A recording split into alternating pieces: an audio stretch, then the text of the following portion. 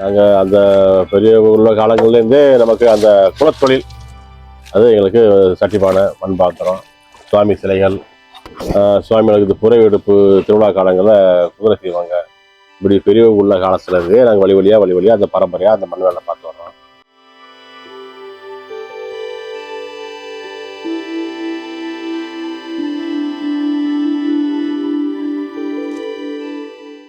இப்போ உள்ள காலங்கள் அந்த சட்டிப்பானை மண்பானை சாப்பாடு கொடுத்து இதெல்லாம் வரும்போது அதுவும் பண்ணிட்டு வர்றோம். இப்போ அதை விட்டு கொஞ்சம் கூடுதலாக இந்த நவராத்திரி கொழுச்சட்டு விநாயகர் சதுர்த்தி விநாயகர் பொம்மை இந்த மாதிரிலாம் நாங்களே சொந்தமாக செஞ்சு தயார் பண்ணி எல்லாமே எங்கள் சொந்த வேலைப்பாடு அவ்வளோமே. ஆரம்பத்தில் மண் எடுக்கிறது, மண் மிதிக்கிறது, முழிக்கிறது, சூழ வைக்கிறது, அதுக்கு மரணம் கொடுக்கறது எல்லாமே எங்கள் வேலைங்க ஃபுல்லாமே வெளியில் வச்சு போகிறாங்க பாதுகாப்புட்டோம். இது ஒரு குடிசை தொழில். அதை வச்சு எங்கள் குடும்ப சீவனாக எல்லாமே கொண்டு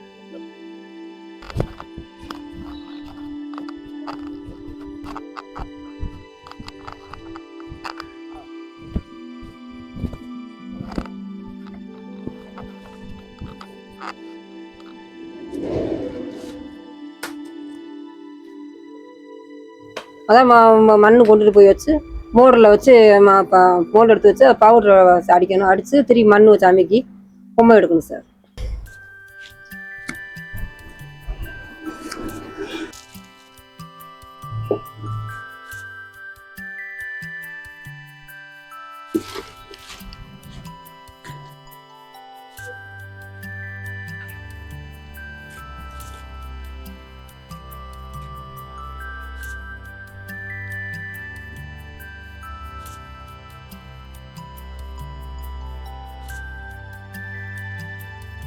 எடுத்து இந்த சூத்தை 2 பக்கமும் பிசுறு வரும். அந்த பிசுரை வலிக்கணும். வலிச்சு வெயில் படாமல் வைக்கணும். இணல் காய்ச்சலையே காயணும். இணல் காய்ச்சல் காயலைன்னா வெயில் அடிச்சுட்டா தெறிப்பு விட்டுரும். இணல்லையே காய்ஞ்சு அப்படி 1 வாரம் சென்று அதை சுள்ளைக்கு வைப்போம். சுள்ள வச்சு அதை எடுத்து பெயிண்ட் வைப்போம்.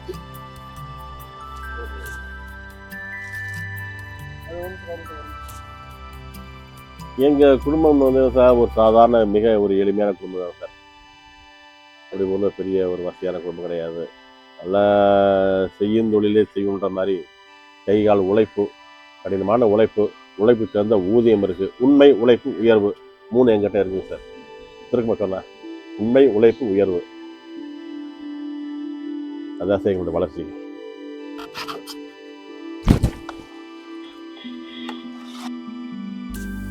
இயற்கையோட படிவங்கள் சார். அது சொல்ற கம்மாயில் மழை வேஞ்சு அரித்தல், கடத்தல், படிய வைத்தல், அந்த 3 நிலைகள். 3வது நிலையில களிமண்.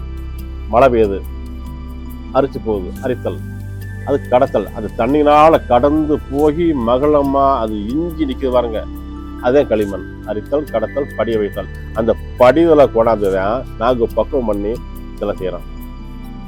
மற்றபடி இது செம்மண் மண் இருக்கு, சுக்கா மண் இருக்கு, அதுக்கெல்லாம் இந்த உருவத்துக்கு அது பண்ண வராது. அந்த களிமண் தான் எங்களுக்கு இது உருவத்தை செய்ய முடியும். தட்டி செய்கிறது, பானை செய்கிறது, அடுப்பு செய்கிறது, சிலை செய்கிறது, இந்த மாதிரி உருவ பொம்மைகள் செய்கிறவாங்க எல்லாமே அது களிமண், பக்குவம் அடைந்த களிமண்.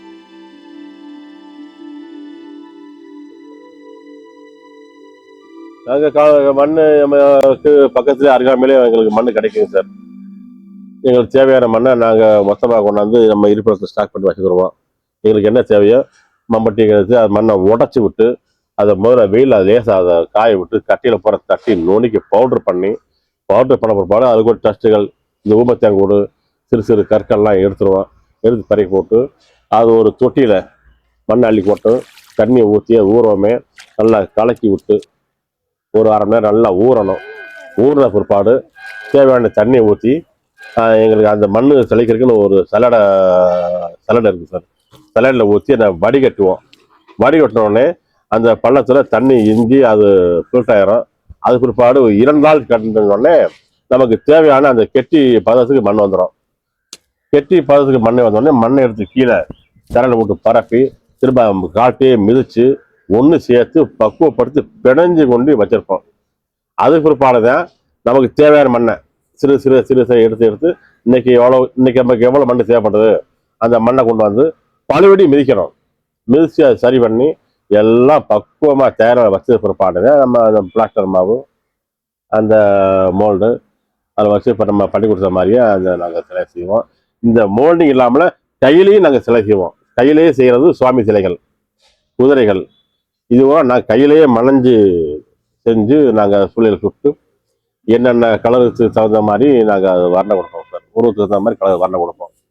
சுவாமிக்கு என்ன முகம் வரணும், குதிரைகளுக்கு என்ன கலர் முகம் வரணும், அப்படி அலங்காரங்கள்லாம் போட்டு நாங்கள் அதனால அது ஒரு ரொம்ப ஒரு கவர்ச்சியான பொருள். ஜனங்கள் அதை விரும்பி அதை கலை ஆர்வமாக பார்க்குறாங்க, அதை வழிபாடு பண்ணுறாங்க.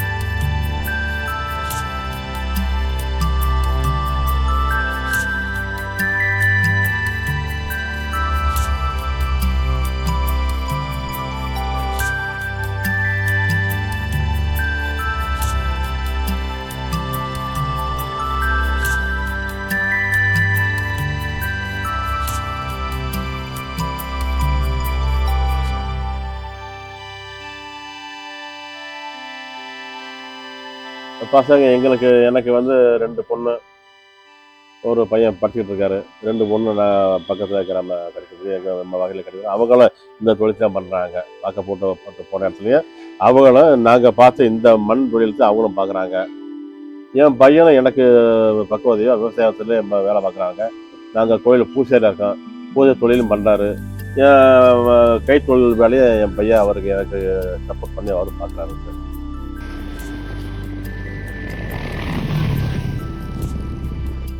இது இப்போ மக பொண்ணு, மூத்த பொண்ணு சந்தாலட்சுமி என் பேத்தி அரியனாச்சி. மூத்த பொண்ணு அன்னலட்சுமி, ஊரில் இருக்கிறாங்க விளாச்சேரியில். இது 2வது பொண்ணு, 2வது பேத்தி. இது 3வது பேத்தி கார்த்தியா. 4வது பேரன் பெருமேஸ்வரன் இருக்கிறாங்க. எனக்கு 3 பேத்தி, ஒரு பேரன். இந்த பிள்ளை அவங்க தூக்கிட்டு வந்துட்டோம். பிடிச்சி நம்மளே வளர்த்து போடும்போது இப்போ வளர்த்து இப்போ 4ஆம் கிளாஸ் படிச்சுக்கிட்டு இருக்கு. இந்த பிள்ளை இல்லாமல் நான் நமக்கு போர் அடிக்கும். நம்மகிட்ட தான் எங்களுக்கு விட்டு எங்கேயும் போகாது. அவன் அம்மா அப்பா பார்க்க எங்களோட திரும்பி வந்துடும். அம்மா அப்பாட்ட இருக்கும்பான்னு சொல்லி தாத்தான்னு சொல்லாது. நான் தாத்தாட்டு போகிறேன், நான் அங்கே போயிடுறேன். என்னை விட்டு ஒரு நிமிஷம் பிரிஞ்சு இருக்காது. அங்கே இங்கதே இருக்குது.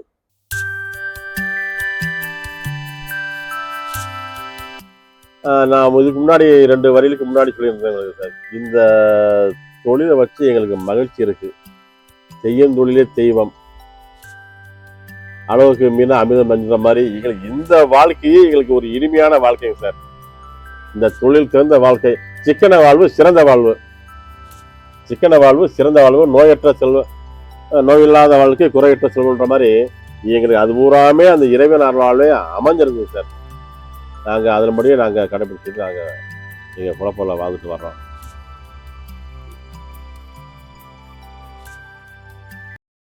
மக்கள் மத்தியில் சார் அது அந்த மண் இதை எப்படி செஞ்சீங்க அவங்க வியப்பாத்த கேட்பாங்க. மண்ணை இவ்வளவு மனிதன் விநாயகர் மாதிரி செஞ்சிருக்கீங்க, குதிரை வாரம்னா குதிரை ஒளி செஞ்சு எங்களுக்கு செஞ்சு வச்சிடுறீங்க. மகாலட்சுமி, சிவன், நாரம், இப்படி எல்லா கடவுள் உருவமும் அந்தந்த கடவுள் முக தோற்றம் எப்படி இருக்கு அதே போல செஞ்சு வச்சிருக்கீங்களே, இது எப்படி? அது எங்களுடைய அந்த ஆர்வம், அந்த கலை, அந்த நம்ம அந்த பிறவியினுடைய பலன், முன்னோர்கள் சொல்லி கொடுத்த அந்த கை தொழில். அதை பார்த்து தாத்தா செஞ்சாரு, அப்பா செஞ்சாரு, இப்போ நாங்கள் செஞ்சுக்கிட்டு இருக்கோம். இப்படி வழியாக வரும்போது அந்த கை தொழில் எல்லாம் கைப்பக்குவம் தான். 2வது நமக்கு ஆர்வம் வேணும் மனசுல. இந்த தொழில் பண்ணணும்னு முழுமையான ஆர்வம் வேணும். முழுமையான ஆர்வம் வந்துட்டாலே கலை வந்துடும்.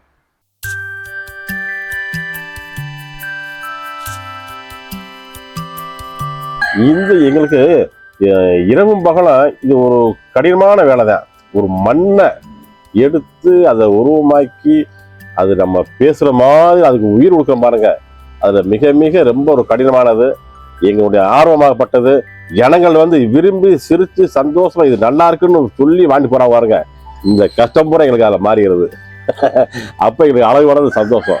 பணம் கொடுத்து வாங்கினாலும் நீங்க செஞ்ச பொம்மை நல்லா இருக்கு, ரொம்ப அழகா இருக்கே அப்படின்னு சொல்றாங்க பாருங்க. அது மனசுக்கு நான் பட்ட அந்த கஷ்டம் போறாம எனக்கு இது ரொம்ப சந்தோஷம். இது ரொம்ப ஒரு திருப்தியான சொல்லி குணத்து வைக்கும் சார். இது வச்சுதான் முன்னொரு காலத்துல இருந்து படிப்படியா நாகரிகங்கள் வளர்ந்துக்கிட்டே வர வர வர வர என்ன இருந்தாலும் மண்ணுக்கு இணையாகாது எதுவுமே இல்லை சார். கல் தோண்டி மண் தோண்டின்னு பெரியவர் சொல்லுவாங்க, அது உண்மைதான் சார். அது